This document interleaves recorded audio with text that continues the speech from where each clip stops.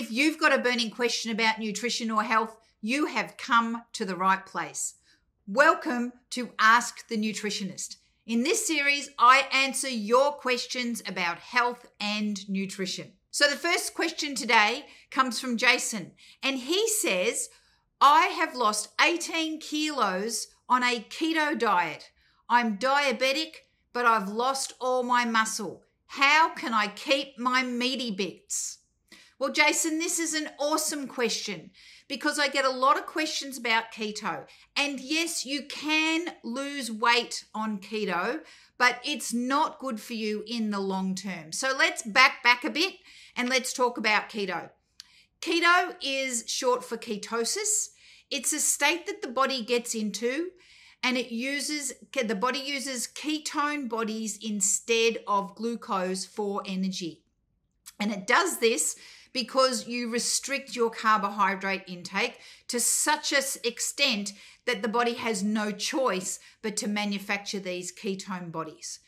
Now, what happens is this is fine for the short term because you're reducing your caloric intake. But what happens at the same time is that you're eating more animal products and you're eating more fat, and therefore you run the risk of getting atherosclerosis and clogging up your arteries. So we don't want that. The other thing is that when you lose weight, you can lose a mixture of lean body mass, which is muscle tissue, and water, inflammation, and fat.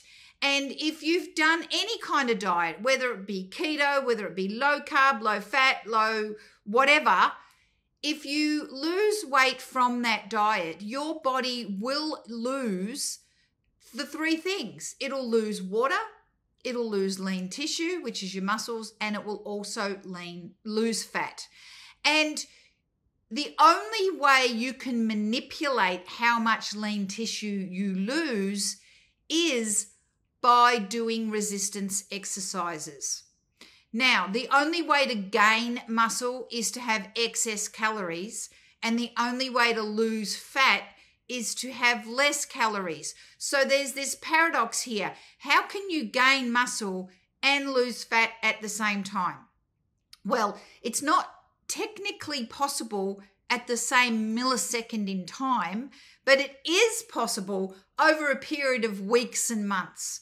And you do this by supplementing your caloric restriction, i.e. eating less calories, with muscle building exercises, lifting weights, doing resistance training. So what will happen is your body will use the proteins that you eat during the day to rebuild your muscle tissue. And if you're eating less calories than you expend, then it's going to take those excess calories that it needs for energy, it's going to take them off your fat stores. So that way you can be in a caloric deficit and still be able to maintain and maybe even put on a little bit of muscle mass. But it's quite difficult to add muscle when you are in a caloric deficit. You usually need to be in a caloric surplus, which means you're eating more calories than you expend. But it seems to me that you've been in a deficit because you've lost 18 kilos. That's like 40 pounds. That is an awesome amount of weight. But if you want to stop losing your muscle mass, you really need to start doing resistance training. And another thing, I'd really like you to minimize or stop eating animal products because they are going to increase your risk of heart disease, stroke, etc. So eat more fruits and veggies, Jason. Don't worry about being in keto. Eat a healthy, whole food, plant-based diet, and you can maintain your muscle mass with resistance training. If you like this content, don't forget to hit the subscribe button and of course the notification button so that you can find out whenever I load another video. Okay, let's get to it. Stephanie says she's tried all the diets and she can't seem to lose weight and wants to know what I think of these injectable GLP-1 medications. Well, Stephanie, thank you so much for that question. GLP-1 medications mimic the hormone GLP-1, and they help to reduce your appetite, they help to regulate your blood sugar, and they help people lose weight. And you've seen all the celebrities are taking them, they're all saying that they're fantastic. But GLP-1 medications can help you lose body weight. And when you lose body weight, this is beneficial to all the risk factors for metabolic diseases. You have a less risk of high blood pressure, a less risk of diabetes, a less risk of heart disease, etc. And these are all really good things. But if you continue to eat the same foods that you were eating prior to taking the medication, you're not addressing the root cause. So let's look at obesity, for example. The reason people become obese is because they're eating too many calories. And a lot of the time, they're eating these calories from highly processed foods like ultra-processed foods, animal products, fast food, restaurant meals, etc. And if you continue to eat these types of foods while you're on the GLP-1 medicine, you're not actually learning anything. You're not changing the way your body processes these foods. So if you come off the medicine, you're going to put that weight back on instantly. However, if you get educated about food and you start to change the types of food that you're eating, so you start to eat more fresh fruits and vegetables, more whole grains, more legumes, and less ultra-processed foods and restaurant meals and ready meals and meat and dairy and things like that, then what's happening is you're giving your body extra nutrition without extra calories. So the plan is that eventually you can come off the medicine and then you've got a beautiful basis of a whole plant food diet that's going to serve you well to keep your risk of heart disease and diabetes and obesity at bay for the rest of your life.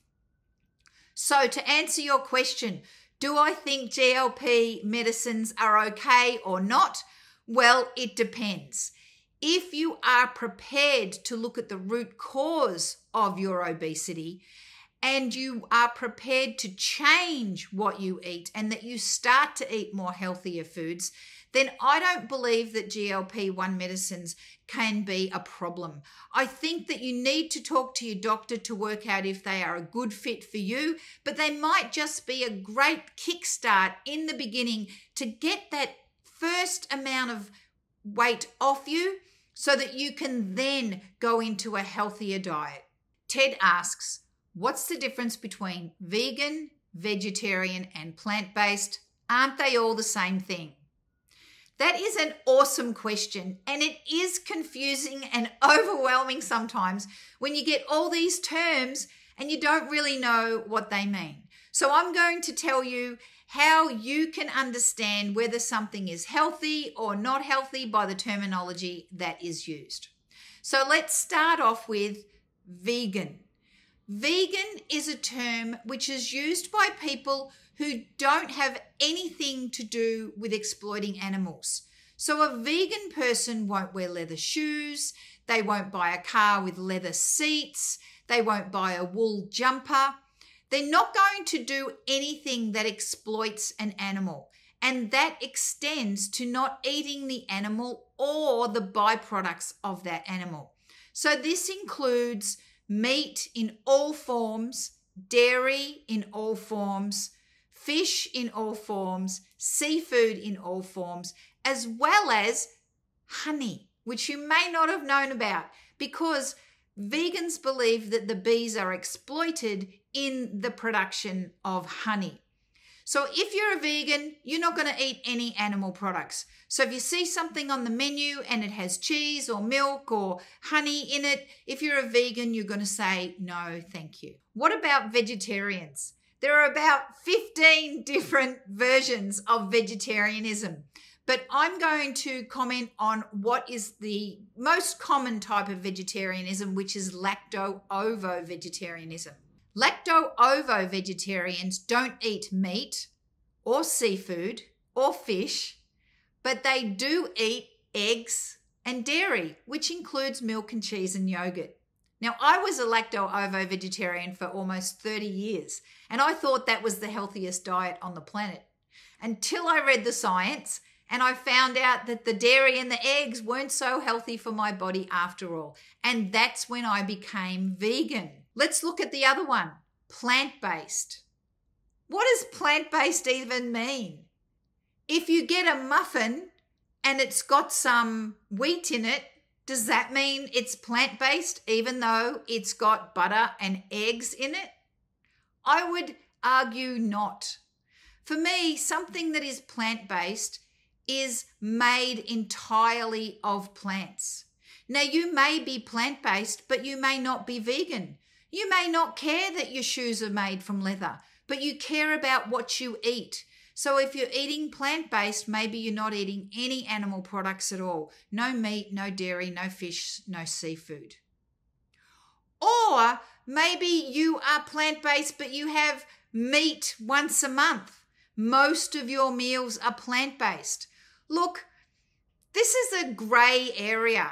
I would like to think that if you're plant-based, you're not eating any meat at all. But you know what? It's just a term. You can do you. I would like to see everybody on the planet eating whole plant foods.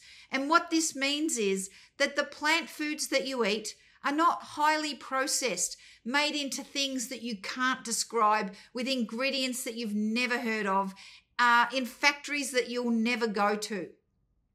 Whole plant foods come from the earth. If it looks like something you could grow, that's a whole plant food.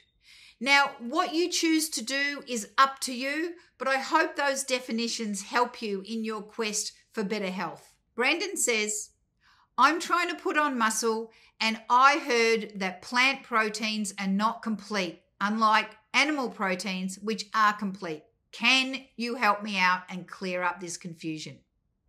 Thanks, Brandon. Yes, absolutely. A few years ago, we used to think that plant proteins were not complete and that you needed to combine them to get a complete protein. So let's step back a little bit and talk a little tiny bit of science. So proteins are made up of these little building blocks called amino acids.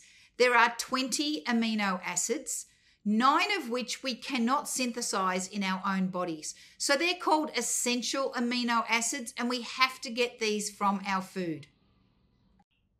It was once thought that some plant foods were deficient in certain amino acids and that you needed to combine them together so that you could get a complete protein so that you could put on muscle. Well, we've since found that this is just not true.